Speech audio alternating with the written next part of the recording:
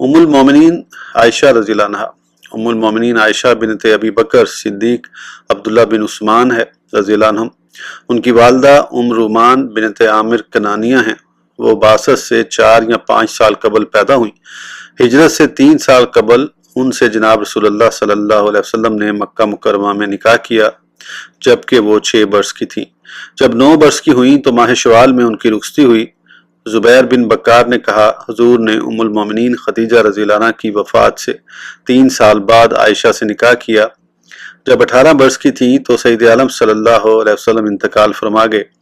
ام المومنین عائشہ کے سوا کسی کنواری خاتون سے حضور نے نکاح نہیں کیا۔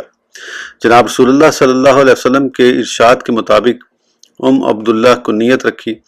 عبداللہ بن زبیر ان کے بھانجے تھے۔ عطا بن ابی رباح نے کہا، ام المومنین عائشہ سب لوگوں سے زیادہ فقیہ اور عالم